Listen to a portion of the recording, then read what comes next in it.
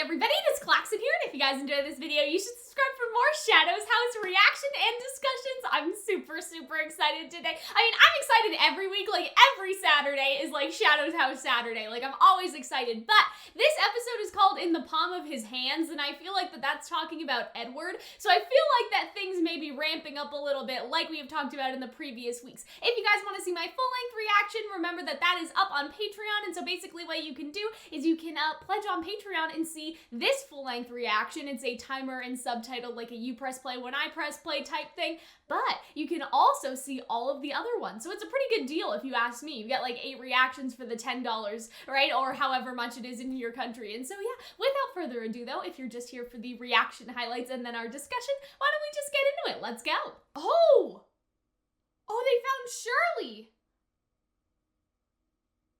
She's like in a tree. Oh. Maybe Ricky's is the only one in a box then.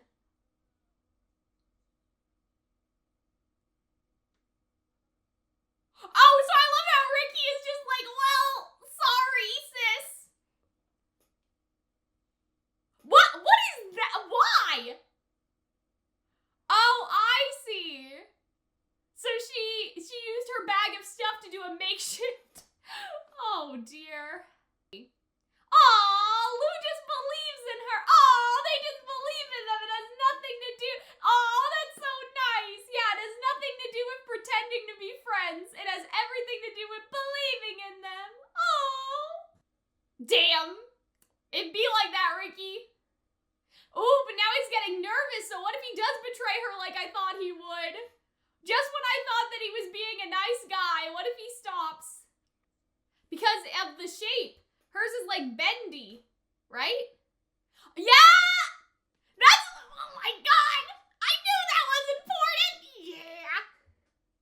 And hers does a little, I love that. I love that for us. I'm so glad that we noticed that. It was important after all. Oh, damn. Reverse psychology. Shh, shut the fuck up, Ricky. This is reverse psychology. Oh, that's so smart. Oh yeah, she is unable to speak. Make a rope ladder and save her. Oh, okay, well that was easy enough. Oh, but now, is my theory right? Will she like betray Ricky and leave them behind because she prioritizes Louise? Or will she stand up to Louise and say that she made a promise to Ricky? That's the question. Because I feel like Louise is going to be like, nah, fuck you, we're leaving. But maybe Lou will stand up to her. Damn! Whoa! They just shaded Patrick? Oh, man. And Ricky, too. Lou has the evil anime glare! Whoa! No! That's not nice. Do not do that. No, Ricky, no. Oh, no. Uh-oh. Well, that's great. I love how they just open the door, close the door. That's gonna make such a good meme after I'm done this episode. Oh, well that's very smart. I like that she gathered supplies to help her. She basically gave herself more objects, you know? Oh, wow! Look at this! Emilico, oh, that's what the flowers were for. Oh, well that's so nice. I really like how she, Oh, so she made her maid uniform with the bag. Oh, well that's cute. I really like what they did then. Uh-oh. In your case, what, sis? Oh, to squash them. Oh, that's dark though, because I was like, but what if they have feelings? What if they're not so bad? Edward is really trying to murder these kids, bro. Like, I'm sure it's Edward's doing, right? Okay. I like the use of the cart. I think that was pretty good. Okay. for you. She did it for you! Oh, well that's nice! Oh! Why is she crying? Oh. What?!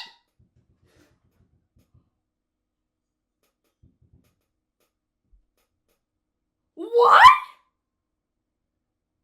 What?! I don't get it! She has a fabulous memory. What if she remembers the past when she was human? Oh, she just means that they haven't ever talked to each other. Oh. Yeah, so what if that is Shirley? It has to be Shirley. Oh, that's why. I thought that was going to be something completely different. Oh.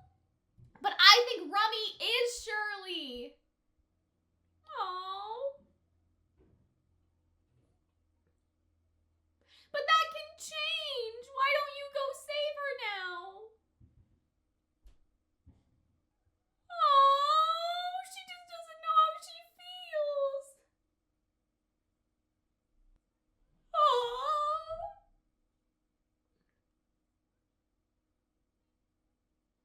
I'm gonna cry. Why am I gonna cry? Oh.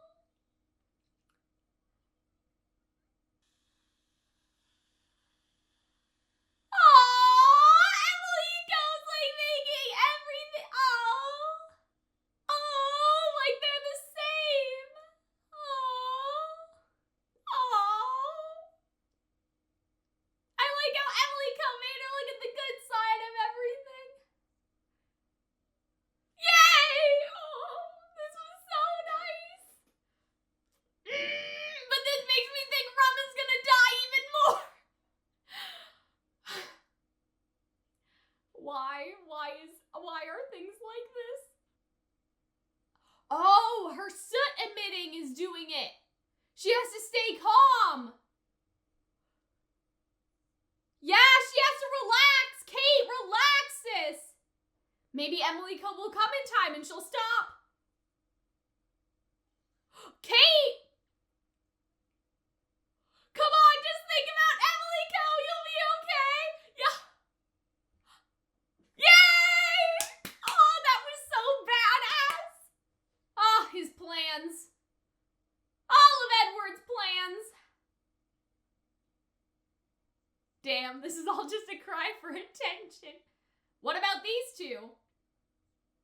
The way he talked there sounded a little suspicious about him being a shadow, because he said those shadows don't even send out their I don't know.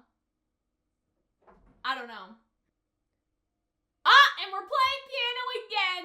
See, they called him Ed, so I think that the doll is Ed, but Edward is the shadow. Oh, are we gonna see what the message said? I wanted to decode it. I wanted to decode it so badly. Oh, maybe it was for him to play. Like they wanted him to play the piano.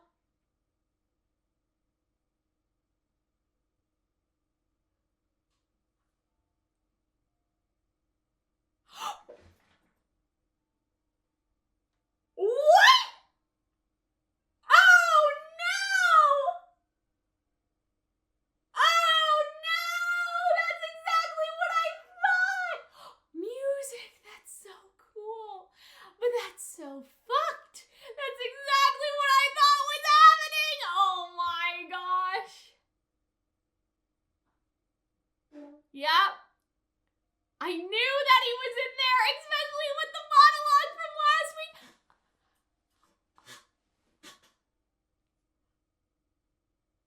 That's crazy!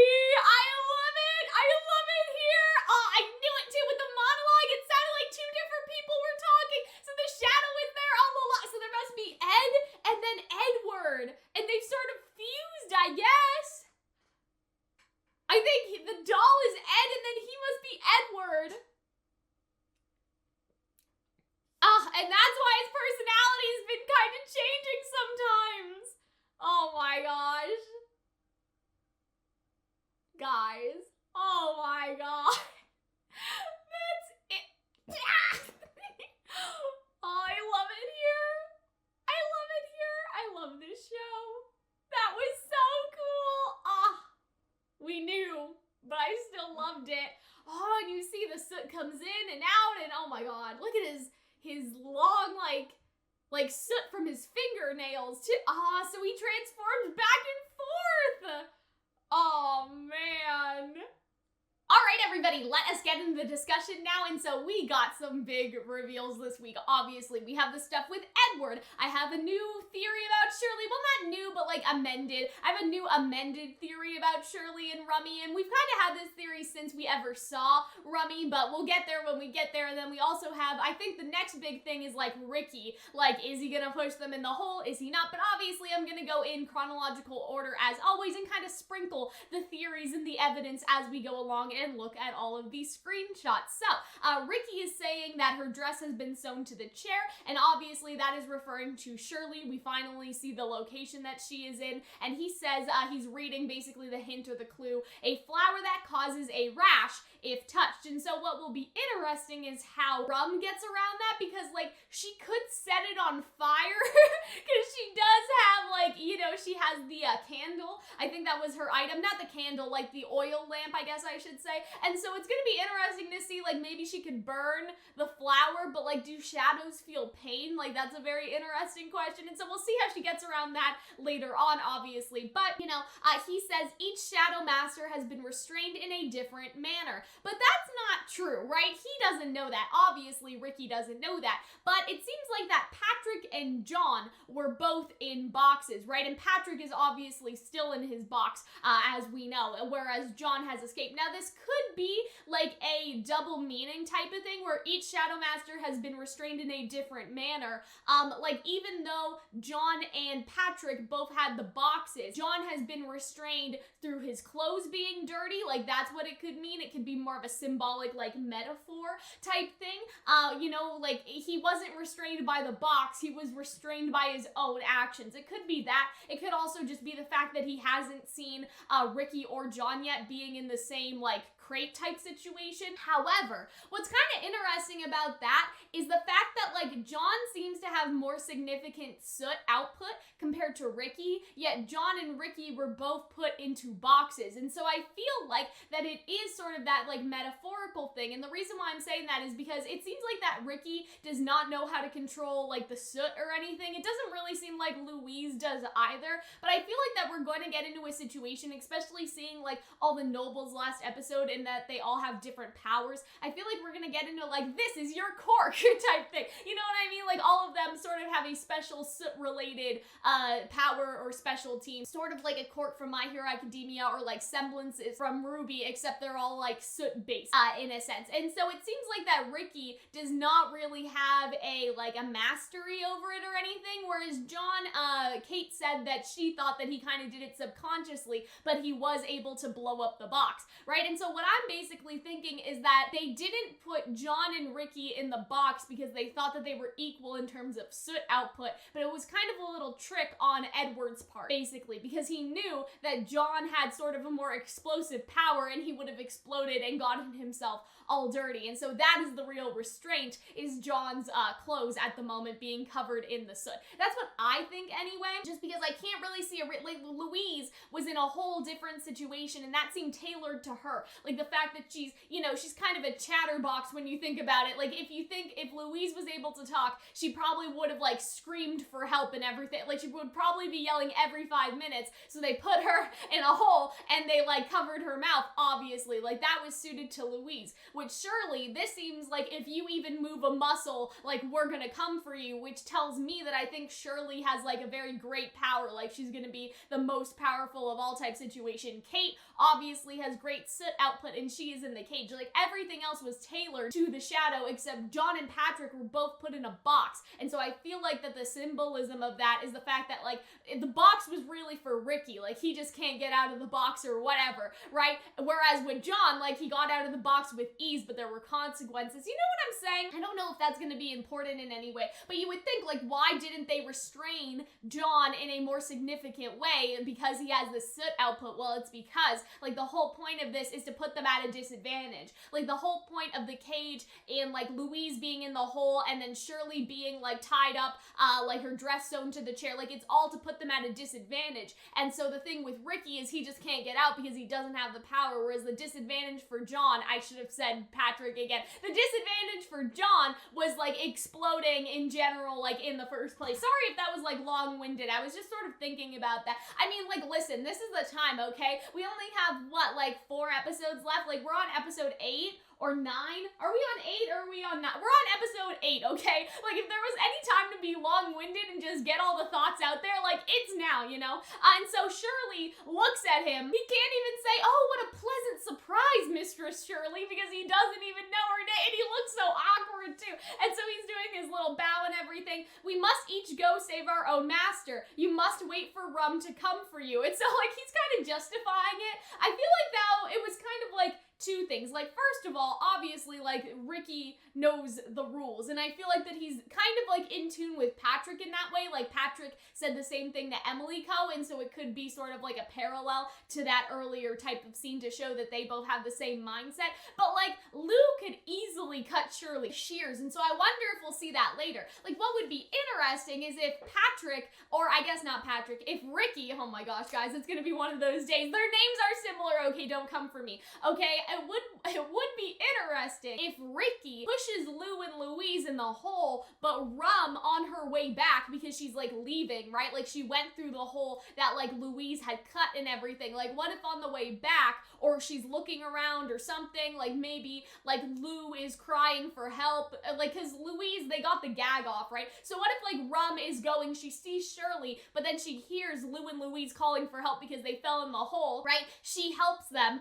Lou still has the shears. Maybe, I feel like Ricky would take them, though. But you know what I'm saying? Like, basically, Rum would go help Lou and Louise, who are in the hole. Like, they would have the shears, and out of gratitude, they would help cut all of the bad, toxic plants. Because that's what I was thinking when I saw this scene. I was like, well, wait a minute. Like, I know, like, in terms of the rules, they need to prove their usefulness, and so Lou cutting Shirley free would be bad for, like, Rum's standing. Like, I understand that. But they could also get her out very easily, like, with the stuff that they have, and so I do wonder if that'll come back up later, especially with this foreshadowing that Ricky might sabotage them. It'd be interesting if Rum on her way back, or just around, right, that hole is almost, like, directly, like, helping her get to Shirley, right? So, like, you know, en route, I guess, like, while she is, like, in that area trying to figure out how to set her free, she just hears, like, screaming, and she saves them, like, and it helps them get out of the hole, I guess. That's sort of what I'm thinking. But anyway, she does not say anything, and she has a very scary aura about her, and Ricky comments on that,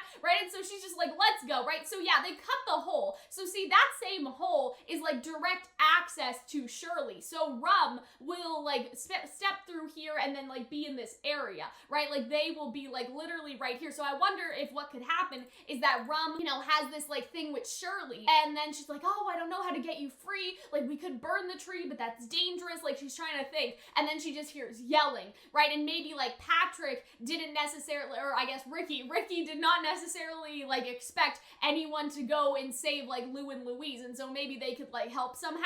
Anyway, it's gonna be interesting to see, like, what happens with all that, because those shears could be very useful in this situation. Or the soot suit could be too, because it just causes a rash when it touches the skin, but if you have the soot suit, you could help, so that would be interesting too. Ricky sabotages Lou and Louise, comes back this way, sees that Rum is struggling, and is like, well, I need to clear my conscience. I did a bad thing, and, you know, like, Rum isn't like Lou and Louise, right? You know what I mean? And so maybe he will help clear all of this, or, like, give up the soot suit or something. Like, I don't know. I'm just saying. It'll be interesting. So they say, talk about creepy. You and Rum hardly ever speak, but she's a different kind of scary, right? And so this kind of goes with my theory that we've been having all this time about her having, like, this, like, power, like this, you know, the most powerful power of all and everything like that, right? And so Lou says, you're criticizing a master, so she's still trying to, like, get him into a trap as usual. No, I meant scary in a reverential sort of way. So like reverent powers, like,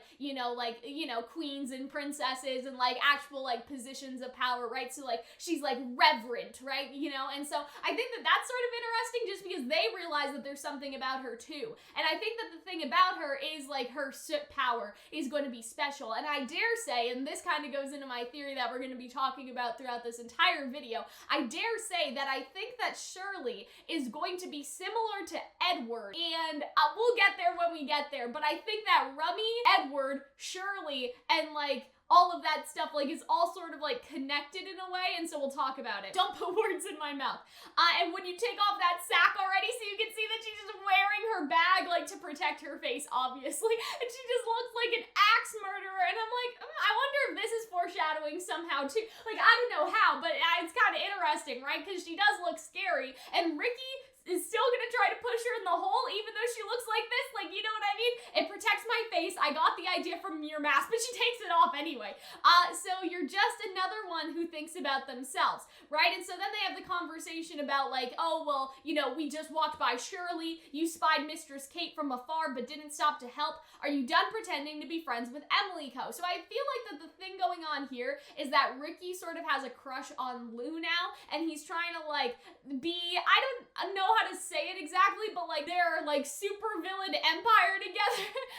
Like, will you be queen of the villains if I'm king of the villains, right? I feel like that he's not pretending, but he's putting on that act. Like he's like, okay, I kind of like this girl, like let's see if she's as ambitious as I am or as cutthroat, right? Like I think that he's just kind of acting in a way, and so he's trying to gauge whether or not like she's cutthroat too. Like he's thinking, oh my gosh, maybe she's perfect for me if she's as cutthroat as I am, right? He's starting to think, oh, well, maybe she's a little bit like me, right? And so Emilico will save Mistress Kate. So see, like Lou's just like, no, that's not why. Like it's not because I'm cutthroat or anything. And Rum will save her own Shadow Master. I love how they're just calling them their own Shadow Master because they still don't know, like they don't know Shirley's name. I thought that was a nice touch. But I like how Lou is just very like matter of fact. I will save Mistress Louise. It's that simple. And I like though how she says like so-and-so will save so-and-so, like Emilico will save Kate, I will save Mistress Louise, but she doesn't say anything about Patrick and like Ricky, or Ricky saving Patrick. And so I think that that is more like foreshadowing to the fact that if Ricky tries to push them in the hole, I feel like that Ricky will end up in the hole instead. Like I feel like that they will like murder this kid. Not murder him, I'm sure he'll be fine, but you know how I talked about earlier how like the shears and stuff, like Lou and Louise, like maybe like get like they fall in the hole, they still have the shears, they get up and they help Rum. What would be more interesting is if Ricky gets pushed in the hole by these two, they leave the shears behind because they don't really need that anymore, or maybe they take the shears, it doesn't really matter. But anyway, like Ricky is in the hole, Rum hears him, and then using the soot suit, he's able to put on the soot suit and then like clear away the flowers that cause the rashes. And so maybe Rum actually helped Ricky out of the hole. Like that would kind of be interesting too, like just because like, oh, he'd be like kind of trapped like how Patrick was trapped, but then Emilico cheered Patrick up earlier. Instead, Rum would be looking down at Ricky, who was in the hole, help him up, and then, he'd be like, I'm grateful to you, so I will use my soot suit to help you, like, free your Shadow Master, or, like, give her the soot suit or something. I don't know, but I'm just thinking. Damn her, she's unflappable, right? And so, like, she, he's trying to, like, expose her, basically. They are also, how could I not be the most outstanding doll of all, right? So I think that line, he was gonna say they're all so, like, competent or something. Like, I feel like that he is sort of acknowledging the fact that she's good, like, she always knows what to say, in a sense, but then also, like, the fact that they're also, like, confident in themselves and in each other, in a sense. Like, you would think that Emilico's not, because obviously, like, she's failing, but yet, like, Lou's like, no, like, Emilico's gonna save Kate, Rum will save her own Shadow Master. Like, they all have such, like, concrete belief in themselves, but he doesn't have that same belief in himself, maybe, right? And so he sees that they're all like exceptional. And so he's like, well, how could I not be the most outstanding? And I feel like that's again kind of suspicious in the case of him pushing Lou in the hole, just because he's already thinking, how can I not be the most outstanding? You know, like, I don't want to like get eliminated. No way I'm losing to the likes of that, right? Just how he's talking makes me think that he's gonna try to do it. Now, whether or not he's successful, I think now I like that idea better, of him failing, him getting trapped in the hole, and Rum helping him to mirror that scene where Emilico was like looking in on like Patrick from like the hole that was in the box. I kind of like that. I kind of like that idea. So they see the soot, and then Lou knows that it's Mistress Louise, and this is something that I said a couple weeks ago, which made me so happy. I saw the other Shadow Masters in the debut hall. Mistress Kate's soot goes straight up. John's looks like sparks, right? Probably hinting at the fact of what his like specialized power could be, you know, explosions, damages, I don't know. Master Patrick spreads in all directions. I couldn't tell with Rum's mistress, right? Like, I feel like, again, they're sort of hyping up Rum, like, I guess not Rum, they're sort of hyping up Shirley to do something, like, to be, like, again, that most powerful of all type character, right? Mistress Louise's soot curls, and so that is something that we talked about a couple weeks ago, which made me so happy. So when I saw this, I was like, oh my god, it is Louise, because her soot's going like this. They emit soot in a different manner. I had no idea, but she did. She noticed something about Patrick before I did. So again, I don't know if it's a red herring or not, but they are really trying to push this idea of Patrick kind of being like jealous and everything, like being jealous and like, oh, like, you know, Lou is better than me, I gotta eliminate the competition. Like, they're really trying to go with that angle right now. Do you see, again, like, Lou, even though people think that she's like airheaded, she's like not, like, she's smart, she just doesn't like making hard choices, right? And so like, she is like, you know, very intelligent and strategical, and so she's just like, well, I guess, you know, you're not here, I'll look somewhere else. And he's like, no, there is a Shadow Master here, bro, right? This is how I imagine Ricky speaking in my head. Oh, anyway. And so I love, like, her eye glaze, like, that was on purpose.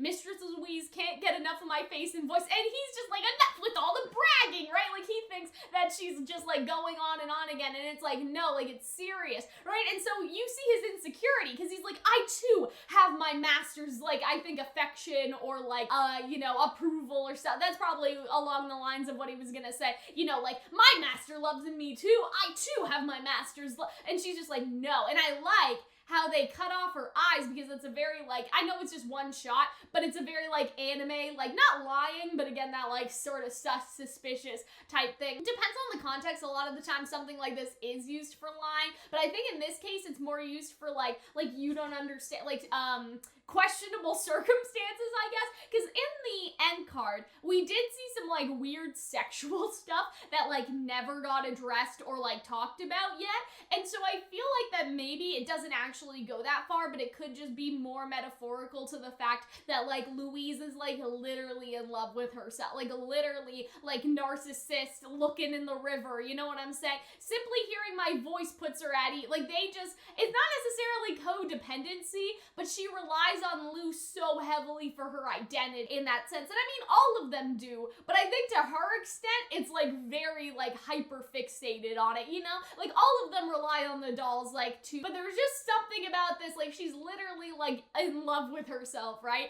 And so I think that that's interesting that they talked about that in, like, the case of, like, oh no, you don't understand, like, we're not just bragging, like, literally, she can't get enough of me, she's literally obsessed all in her appearance and everything. And so then, obviously, right, she thinks that she has disappeared, and so she does the smoke again, and that may not be on purpose, like, that's just, like, negativity, and look at it, he's just, like, so, like, impressed. Look at him, like, he's just like, oh shit, like, you know, she did it. And so I think that that's, like, really, really good, because it all leads up to Patrick, you know, getting nervous. Like, what if he's the one to fail? I don't think that he will be. I still think something bad is gonna happen with Rum and Shirley. Like, I've been on that for the past couple of weeks, especially with the character development that Rum gets in this episode. I feel like that something bad might happen. I don't know. Anyways, and so obviously then we have Louise, she's in the hole, and it says, make a rope ladder to save her. And I'm like, it's very interesting how everyone else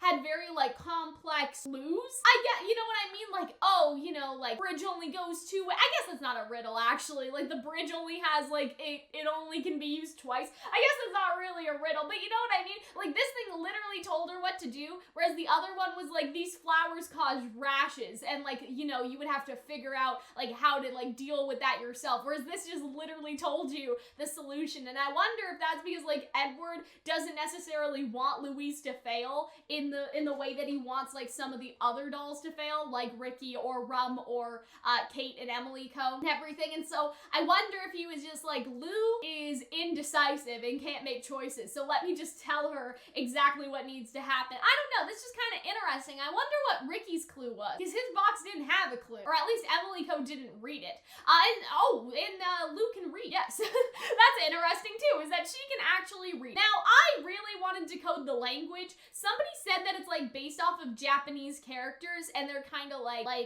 mangled about, if you want to call it that, but we do know, right? Like, you could, you know, say like, oh, okay, well, if that's the exact sentence, you could say that maybe like this is an H or something, you know what I mean? And so we do know one specific character. We know that one thing later means up, and so I wonder if you could like decode the Shadows House alphabet by using like these sorts of clues. It must be hard though, because obviously it's in Japanese, and so you would kind of need to like figure out what the characters are supposed to be like Japanese wise, and then like, you know, make it into Japanese and then make it into English. Like, there's just an extra step to all of that. And so yeah, I really want to decode it though. I do want to try. And so see, again, we see that she's kind of obsessed with her. She's like looking at her. Who's this? Ricky, he helped me get here. Oh, lovely Mistress Louise, it is a pleasure to be at your service. He's just putting it, you know what I mean? Like, he's just giving it on, like he's just putting on that show, right? And so then she's like, how repulsive, and you see the look on his face, right? You followed Louise's lovely face here. How dare a living doll be attracted to a shadow's face? You forget your place. Well, that's interesting, because I guess what she's basically saying is it would be okay if a shadow liked another shadow and the dolls like got together, but it's not okay if the dolls have a crush on each other, which is very interesting when you think about it, because like, think of John and Kate, right? Like, say that they're in a relationship, they're just like, you know, like Emilico and Sean would really have like no other choice but to just like go with it. And so it's a good thing that they have a crush on each other, right? That like, you know, obviously I think that Sean and Emilico are supposed to be almost like the endgame pairing, right? And so like in this case, it's almost like, well, you know, if I had a crush on your Shadow Master, that's a different story. But for you to have feelings of your own, that's like, you know, that's crazy. You're just a face. Like, the fact that you have your own feelings, like, do you forget yourself? Like, that's, you know, sort of the attitude. And I really like that, like, little twist on it, right? No, you have it all wrong. Or perhaps it is Patrick who is fond of Lou, right? And so she's like, well, that's a little bit more acceptable, right? That's, you know, normal. Well, a pity for you, but we think not. Patrick is but a minor figure, and so she's basically saying, you know, like, if you had a crush on Lou, that's out of the question. You're not supposed to have your own thoughts and emotions. If Patrick does, well, you know, that's a pity, because we don't even like, we think not. So that's her sort of attitude, right? Like, there's a hierarchy of offenses, right? And like, look, right? And so he's like, Lou, and like, look at her face. She has this like light Yagami, like evil eyes, death stare, and I wonder if like this could mean two things, right? Like, I thought at first that was Lou's like genuine expression,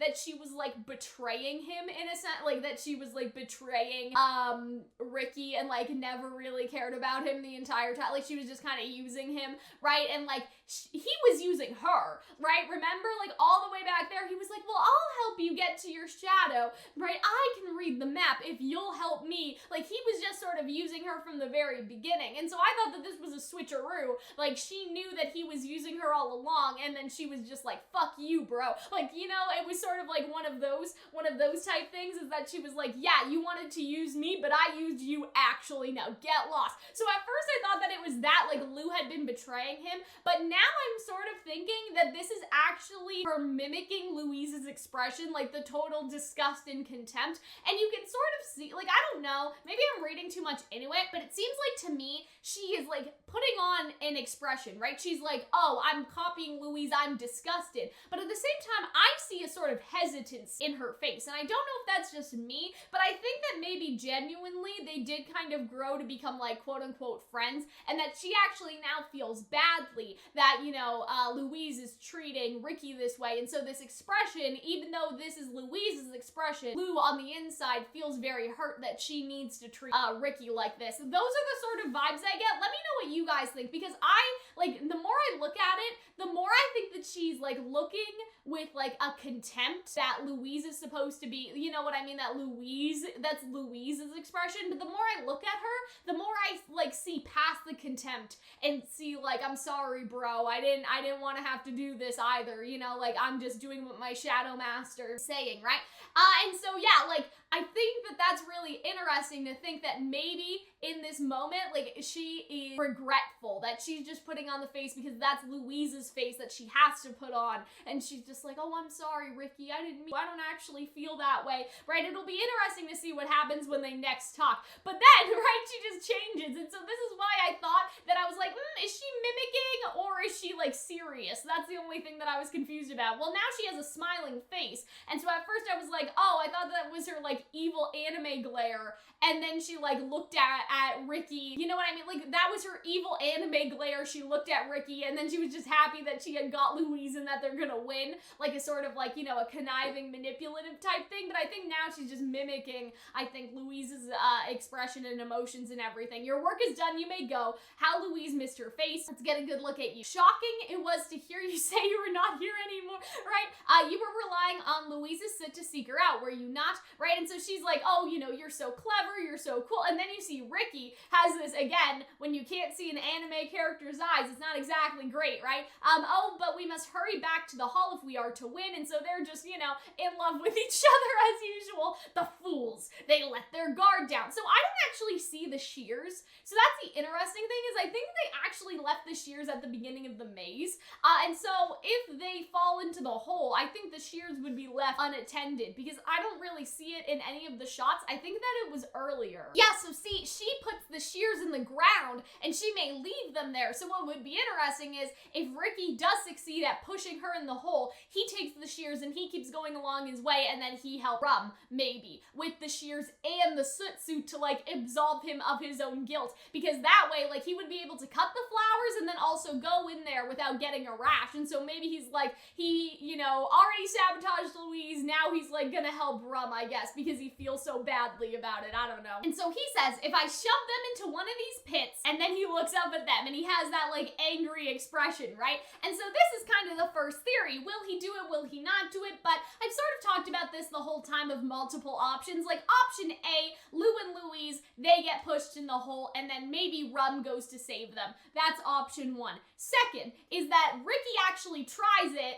and then he gets pushed in himself. Maybe Louise finally starts to use her like soot power and we can see what it is, and like she kicks his ass, he falls in the hole, and then Rum helps him out later, right? And maybe it won't even be Rum, maybe it'll be Emilico, and it'll be a parallel to the scene with Patrick. And so like that's sort of number two, is basically like Lou and Louise fall in the hole and somebody comes to get them. That's one. Second, Ricky falls in the hole and somebody comes to get him. Third is that he doesn't do it and he just walks away. That could be it too, that all of this was just a red herring, and that we see, you know, that Ricky isn't actually a bad guy after all, and he's like heartbroken and he walks off, and that makes us actually feel sympathy for him instead of being like, you know, angry at him for sabotaging, like, you know, the character that he was using in the first place. And so I feel like that it would actually be more meaningful if he just decides to walk away, you know, because he's so hurt, right? Because, you know, she got hurt, he like bandaged her up, they were kind of having a nice little friendship. I think it would be better if he's just upset and so he just like walks off. Like, I think that that's interesting. But all the ideas that I said could lead to an interesting outcome. Like, I do like the idea of Rum helping Ricky. Like, I do like that. I like the idea of, you know, Louise and Lou just kicking his ass and him falling in the hole if he tries it. Like, I feel like that there's a lot of interesting angles they can go with that. But that is basically my Ricky point for this week, is that on one hand, like, could he do it? Sure. That could spice things up, and like, but they've done such a, like, a job. They've done such a job. They've worked so hard to make, like, Ricky and Patrick sympathetic. And so if you put push them in the hole, does that make, like, I'm asking you guys, more sympathetic towards Patrick and Ricky if Ricky pushes Lou and Louise? Because you could say, well, you know, Louise was an asshole to him, and Lou isn't keeping her promise, probably, right? Lou's probably not keeping her promise of helping him get to Patrick, right? And so you could say, like, oh, like, you know, she deserved it. Would that make you like Ricky more, or would you like Ricky less for being, like, that petty and, like, insecure, I guess? I don't know. It's an interesting question, and I did have this theory last week about, like, Lou getting to Louise and being like, oh, well, actually, you know, like, I made Ricky a promise. I should probably keep the promise, you know, and, like, her actually disobeying Louise, and that being, like, a big turning point for her character. But at this point, it doesn't really seem like that it's going that way, unless we have this scene with Ricky being angry eyes, but then Lou speaks up and says, well, actually, Louise, I did make a promise. Wouldn't it be good on us if we were to keep it to help the less fortunate? Like, maybe she could say something like that, you know, to help those below us out of pity. But then she's like, kind of like wink wink to Ricky, right? Like that she's just putting on an act so she can keep her promise to help him. That could be like an interesting fourth solution, is that this is kind of a red herring, that this is kind of like a fake out, is that we see this angry expression, so he's looking down, and then he hears Lou talk and he looks up and everything's okay, and that's like we're next episode. So meanwhile, Emilico and Rum have got into the maze, and it's full of scorches, and I made a gif of this on Twitter just because it was so funny. Like, I just love this scene where they are like, let's go, and then like they're just like, nope, nope, nope, nope, they just go on. So look at her, she's so scared, and I thought this was a nice like comedy bit. Like, this is a very nice like comedical scene to kind of elevate or like lighten up the mood compared to what happened like last, you know, in the very last scene with Ricky, I don't know, maybe being murderous or something, we're not sure, right? There's so many that gave me goosebumps. Now's time to make it you know what, right? And so what's interesting is I really like the fact that she took the wheelbarrow not just to make this broom, I guess. I knew right away that I could make one, so I guess like that was part of it, but there's also this idea that she like made this push cart in order to like collect more things to help her on her journey. Like, everybody else only got to pick one thing, but she made the cart in order to basically have like, you know, the world at her disposal. And I really like that, just because it really speaks to like Emilico as a character. Like, you see this wheelbarrow and you're like, what the fuck is she gonna do? Like, what is, you know, like what is she gonna do with that? I thought that what they were gonna do is, you know, where it said the bridge, like this is only two-way, I thought that she was gonna roll down the hill and like the bridge would fly. You know, the bridge, like that the handcart would fly over the bridge and that's how they'd get across. But no, it's to carry everything. And so she almost got like, you know, the world is her oyster. The only items that she would not be able to get is like what her resources and her imagination are like limited by. Does that make sense? Right? Like, if somebody just picked the light, that's all that they have. But Emilico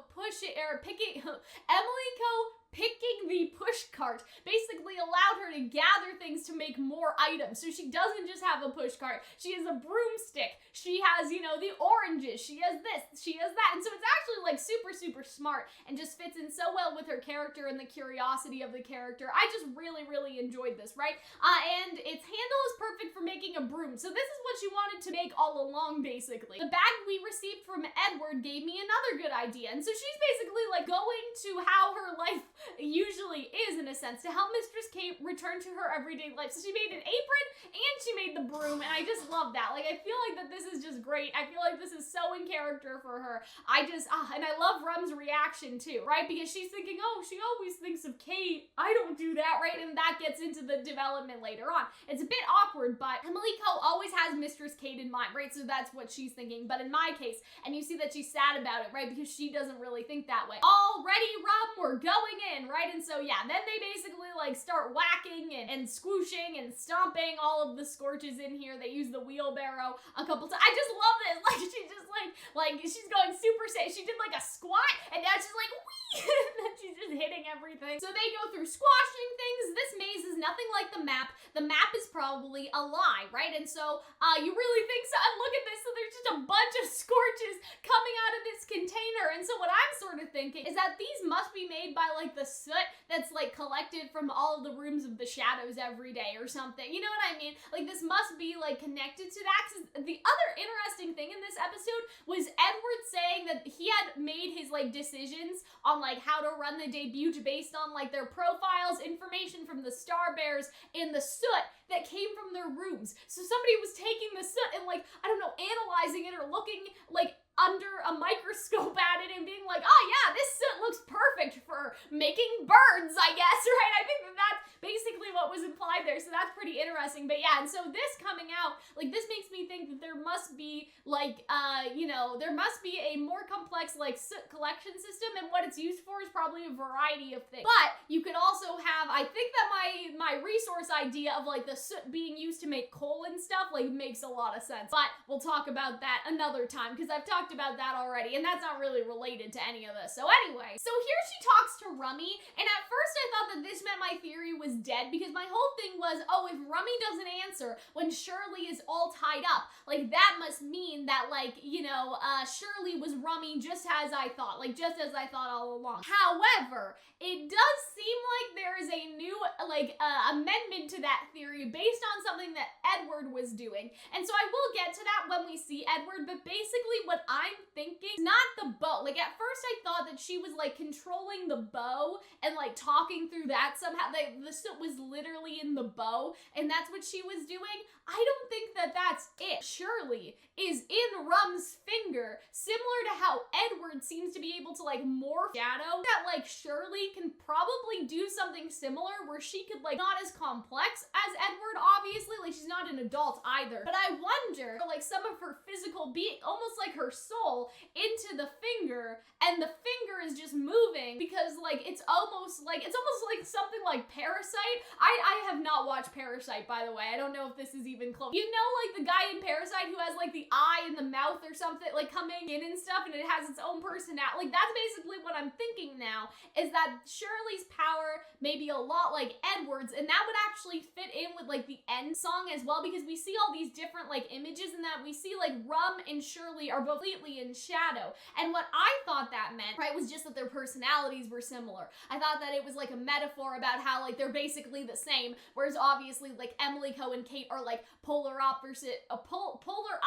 personality. What I actually think now is that that is sort of like foreshadowing to the fact that like how Edward sort of, to like take over like the bot, I wonder if she could like split into two almost, so there's like two of her, right? So like the soot could cover Rum's entire body, so maybe it's like even more advanced than Edward too, right? Because in the OP there's like two of them and they're both in shadow, so you know what I mean? Like Edward at the end of this episode, he's skin and then he's shadow, right? But like if you could split your soot into two, almost like split your soul into two and have it be in two different locations at once, what if like eventually like Rum will be entirely covered in shadow and there will basically be like two Shirley in a set? Like it's kind of weird, but I don't know, like it's kind of like, why would you need that? But I don't know, like it's almost, I don't know, but I feel like that's at least like metaphorical to the fact that part of Shirley is like in Rum's finger, like through like the merging thing, I guess. And so we'll talk about that more when we see Edward, because there's something specifically in the Edward scene at the end of the episode that I think could be like evidence for this. But yeah, Rummy does talk back, and so that's why I need to make an amendment, that it's not just Shirley like using soot control from afar, but Shirley's like actually like in her finger, is basically what I'm saying. So this is what I meant by trying to decode like the words and everything. So apparently this means up, right? And so I feel like that, like you combine Japanese characters to say certain like letters together and stuff. Like you could have like P, K, ku, I guess, I don't know. I'm just like thinking of random stuff. I'm doing Duolingo, like I'm doing Japanese on Duolingo, and so like that's the first thing that popped into my head. Or even like, maybe like hue, hey, like something like that. So I wonder if like this combination could be a hint, like maybe this is the you and then this is like the P or something, and then through that we could like, I don't know, we could try to decode the language. But anyway, that was the hint. The hut is saying up, so they need to go up. And so at first they think that it's a trap, so they get through the maze. I really like the Rum scene with the push cart. Like, she's just like, no, I can do this, right? So she's pushing the cart, I think, and then Emilico is using the broom, and they both fly out, and it's great. But anyway, I really like this because they're like, oh, it's a trap. Like, you know, like, oh, is it a trap? Like, this is a shortcut right to Mistress Shirley. But then Emilico was like, no, like, I bet that Lou did this with her shears. We're all helping each other, even when we don't know it. So I liked this, and this was pretty optimistic, considering the thing that Ricky might be doing in his area and everything. And so again, that's why I think that maybe if Lou helped Rum by helping out of the hole, that's a thought, right? And so now you can go see Mistress Shirley. We've been working together as a team the whole time. I thought that was supposed to be before for some reason. Anyway, it's sad to part ways here, but you'll get to see Mistress Shirley again. And so then Rum starts crying. Rum, are you not feeling well? Have you been hurt? I saved Mistress Kate. Maybe I can come help you. So she thinks that she's just scared to like do it on her own. And so this was again a very, you know, heartfelt, meaningful scene for Rum's character development, which is why I think there's definitely red flags. Rum isn't Miss Shirley's face. And so at first I was like, I thought that this was going to be a giant twist because they said that she has fabulous memory. And when she said that, I sort of wondered if it could be possible that she like could counteract the juice that they basically had to drink like when they first got there. Some people think that it's like coffee or tea because brown. I guess it could be like alcohol as well, but I'm sure they're not. I mean, they're already putting kids into what is basically like indentured servitude. I'm sure they're not concerned about like drinking laws, but you know, tea or coffee I guess kind of makes sense, right? And so I think it would be interesting if Rum actually remembers everything from her past life, but that is not what happened here. And I wonder if that's because she doesn't want to like, you know, unload that all on Emilico because she thinks that it's like whack. You know what I mean? Like imagine like everyone around you thinks that you're a doll, but you remember your past life as a human. Or like it could just be like not that deep. She does explain it in the next line, basically saying like, no, like I don't mean literally. I just mean that I don't feel about her the way that you do. So again, maybe it's not that deep, but when she said that, I was thinking about the fact that she has a fabulous memory, right? That she, you know, like that she could remember things from before, like the memory erasing juice and everything. Because at this point, I feel like it's pretty much like hinted at the fact that the dolls are actually human. It's just a matter of time. It's just a matter of time of them knowing that, right? And so then you see Shirley, she's probably hearing all this, right? Because like there only is a bush between them is basically what I'm trying to say. So then who's your true Shadow Master? So Emilico is taking it literally like that she is not like, you know, that she is not her Shadow Master, right? And so she's like, no, what I mean is I'm not Rum. And so again, when she said this, I was like, could they get into the fact that she remembers the before? And so she's just like, what? What do you mean? I don't understand.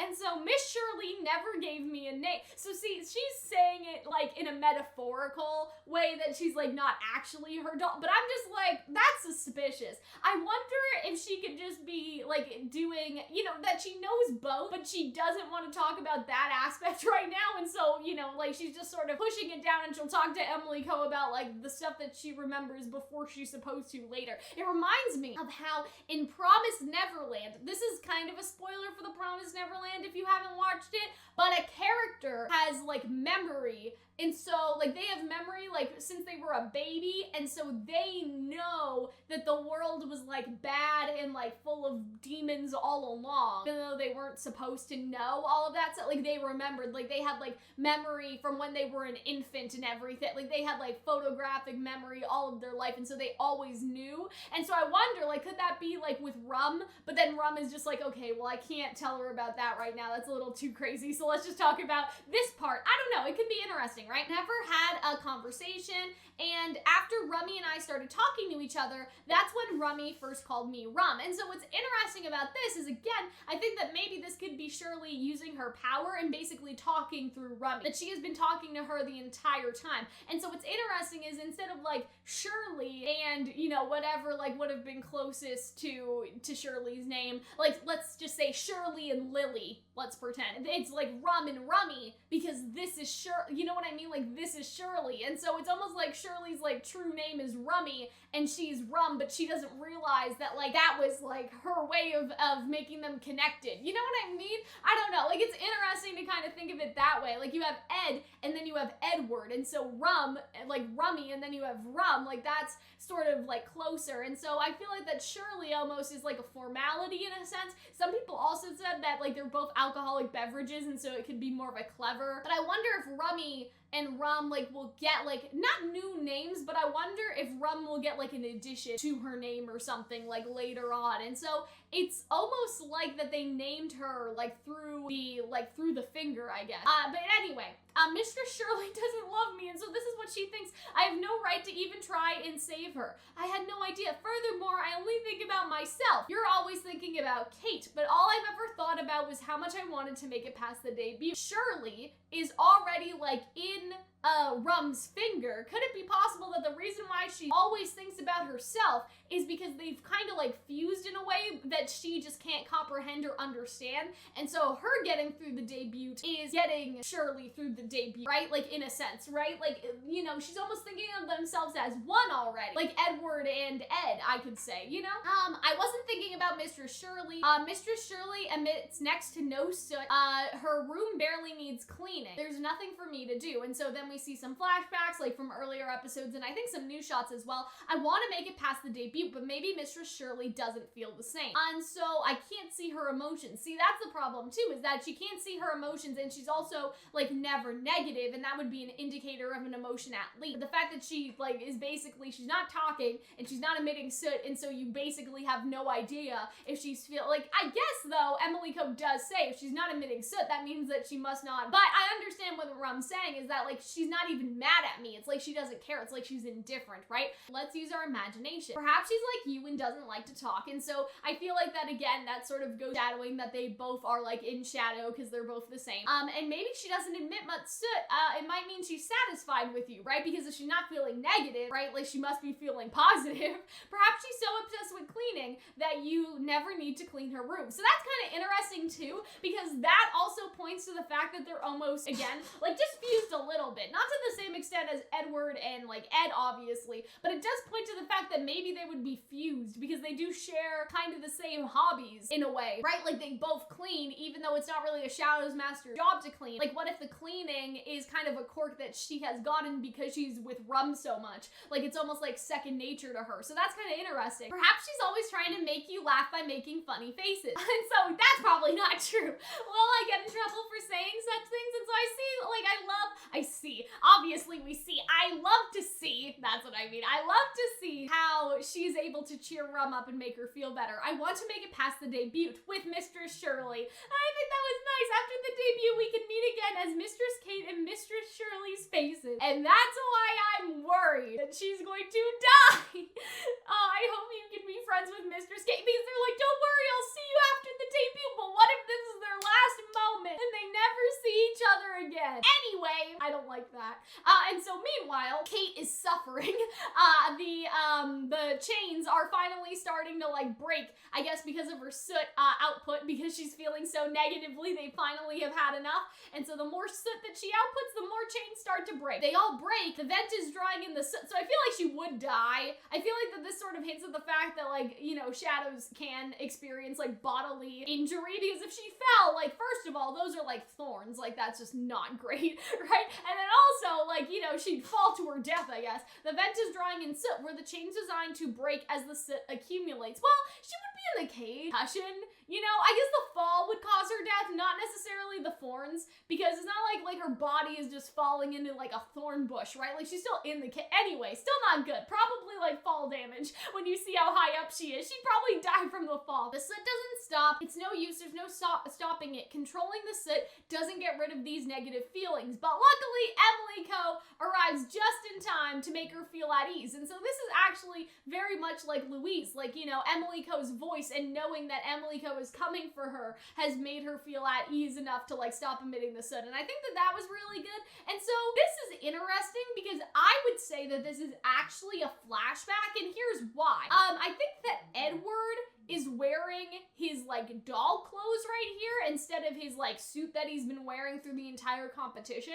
So I would actually say, because at first I looked at this and I was like, oh shit, the hourglass is, like, time's up, you know what I mean? Like, at first I was worried that they had missed it, if that makes sense, that they had failed already because time has been up. But now that I'm looking at it, it actually seems like a flashback and that they're preparing things, like they're preparing the maze. This seems a bit excessive, but certainly is a fine view. The veil dolls are out in full force. And so at first I thought they were cleaning up because I was like, oh, they're, you know, like, I guess they're like, well, let's start to wrap this up. Nobody's gonna come back through here. But I think this is actually a flashback because Edward is wearing his, like, maid's clothes, right? It's not often one sees a debut on the scale. Some even end with a decision made in the debut hall. Ed, this has your personality written all over it, so it's very interesting, right? And so he calls him Edward, but she calls him Ed, and that's the first clue at the fact that they've been used, because I'm guessing that Ed is the doll, but Edward is the shadow, right? Very much like Rick and Ricky, or like Lou and Lousie. I think that's even more close. This will be quite an enjoyable debut for the latest candidate. Nothing else matters as long as this goes according to my plan.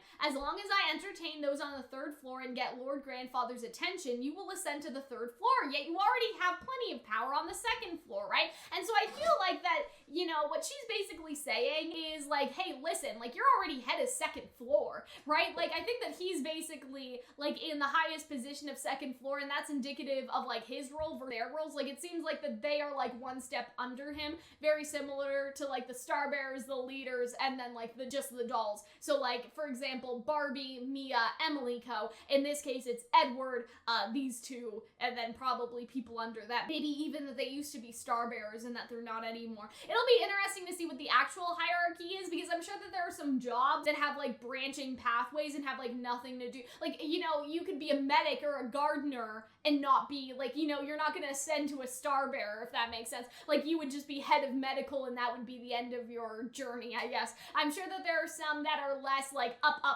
like, literally, like this. Upon arriving at Lord Grandfather's wing, I found 3 different floors. Rise straight to the top. So what's interesting about this is that maybe that implies, this confused me because I was like, is he already second floor in Lord Grandfather's wing? Or is he saying that Lord Grandfather's wing is even, like, further divided? Like, say, you know, the guy with the eyeglass and then the girl with the butterflies, like, say that they're one, and then crazy-haired guy and, oh gosh, what's her name, Dorothy, say they're 2, and then Lord Grandfather. Like, I wonder if that's what it means. The nobles that are upstairs watching the debut, they all have their own rank as well, and then at the very top is Lord Grandfather. And so I wonder if that's what he meant. He wants to ascend to 3rd floor, right? So that's a confusing part, is that I think that he is a part of Lord Grandfather's wing already. He's just 2nd floor on Lord Grandfather's anyway. He just wants to get to the top of Lord Grandfather's wing. He's 2nd, he wants to be 3rd. That's sort of how I'm reading it. Those eminent 3rd floor figures don't even send out their faces, right? And so that's the interesting part. Where did they go? Are y'all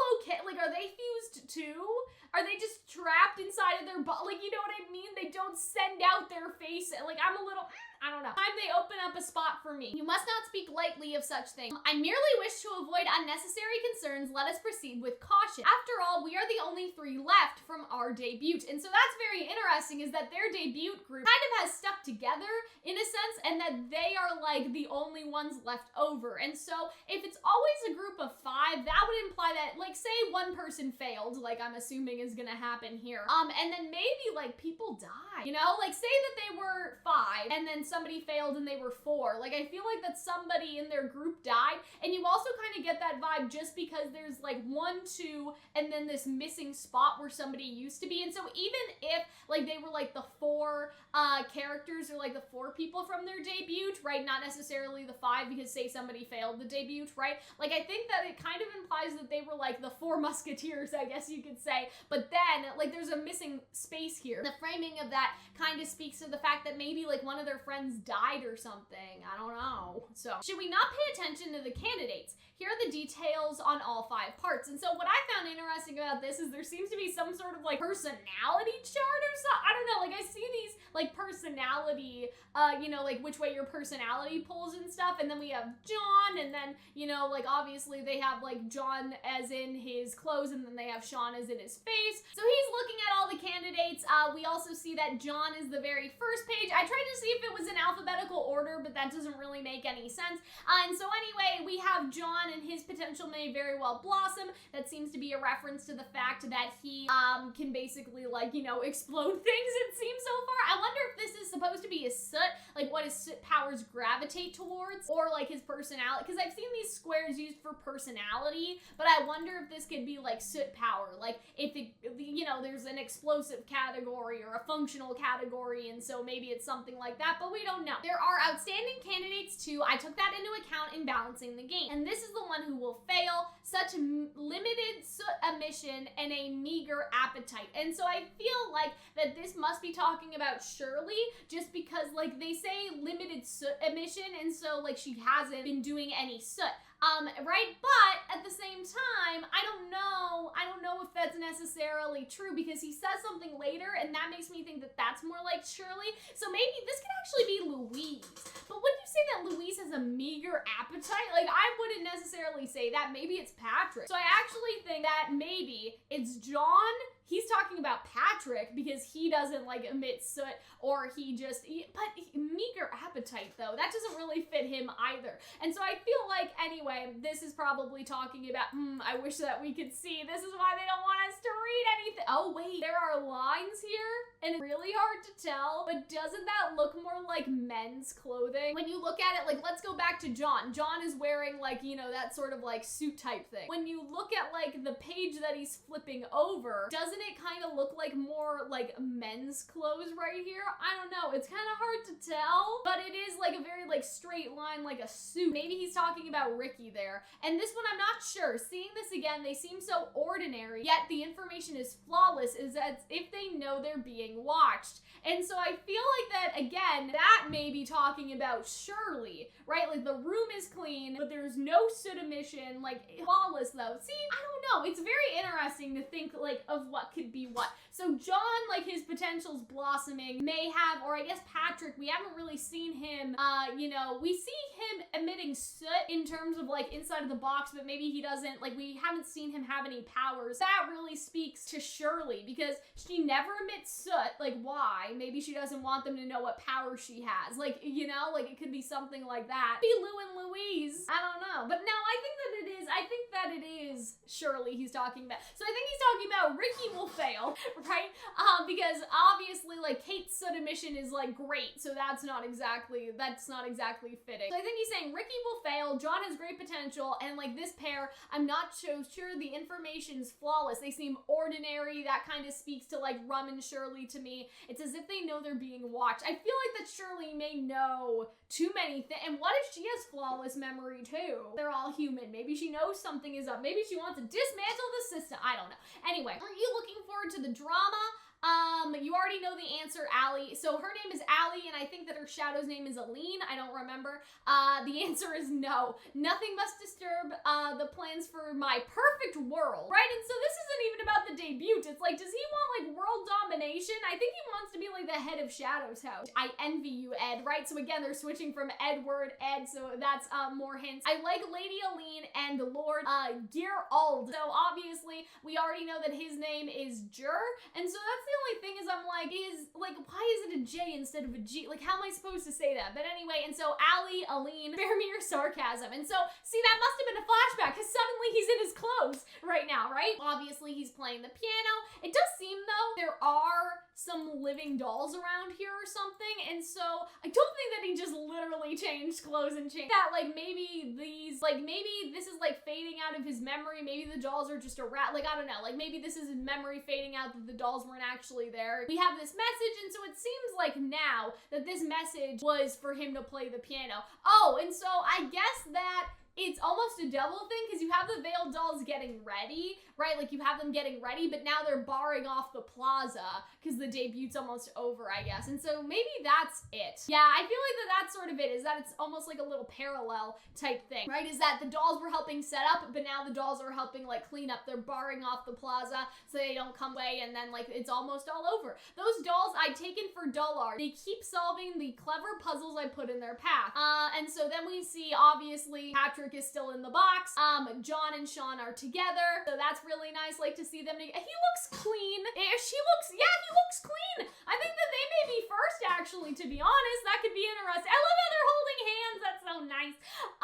And so then we actually see, right, that he starts to, like, change, and we see how, like, the soot, like, covers his skin, right? And so this is why I'm thinking that the same thing may be happening with Shirley, and there's a specific thing, like, in the end credits that I'll show you guys too. And so this is, like, Edward's big transformation, the big reveal. However, Edward has them in the palm of his hand, right? So that's the shadow is Edward, Ed is the doll, right? And so I really, really like that. And look at this, his soot is like a melody, and I think that's so cool. Like, this is such a cool thing, and I thought that this was such a great reveal. Like, even though I knew it was kind of, like, I knew he was sus from day one. Like, I knew something was wrong with him. I knew that his pupils and the way that he talked about, like, oh, well, why would a shadow, like, you know, come see a lowly person? I just knew from the very beginning that he must have been merged with his shadow, especially the pupil thing. I think was like a dead giveaway on that point. But yeah, and so I love this. I love his piano playing. I love the melody, because it's almost like Ed are, like, the perfect melody together. That he's, like, you know, treble clef, I guess,